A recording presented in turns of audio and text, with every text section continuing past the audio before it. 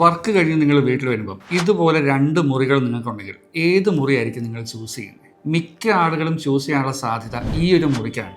അതിൻ്റെ പിന്നെ ഒരു സയൻസ് ഉണ്ട്. ആ സയൻസിലേക്ക് പോകുന്നതിന് മുമ്പായിട്ട് ആദ്യം നമ്മൾ മനസ്സിലാക്കേണ്ട ചെറിയൊരു കാര്യം, നമ്മുടെ ഈ ലൈറ്റിംഗ് ഡിവിഷൻസിനെ പ്രധാനമായിട്ടും 3ആയിട്ട് ഡിവൈഡ് ചെയ്യാം: വാം, ന്യൂട്രൽ, വൈറ്റ്. പലപ്പോഴും ആളുകൾ ഈ വാം ലൈറ്റിൻ്റെ അകത്ത് പ്രശ്നങ്ങൾ പറയാറുണ്ട്.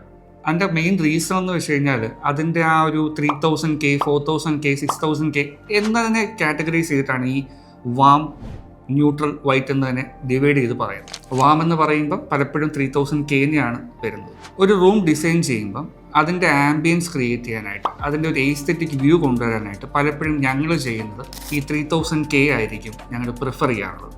ഇത് ബ്രെയിനിനെ ഒന്ന് ട്രിഗർ ചെയ്യും, നമ്മുടെ ഒരു സ്മൂത്തനിങ് എഫക്റ്റ്, നമ്മളൊന്ന് റിലാക്സ് ചെയ്യാൻ, നമ്മളെ ട്രിഗർ ചെയ്യാൻ നമ്മുടെ ബ്രെയിനിനെ സഹായിക്കും.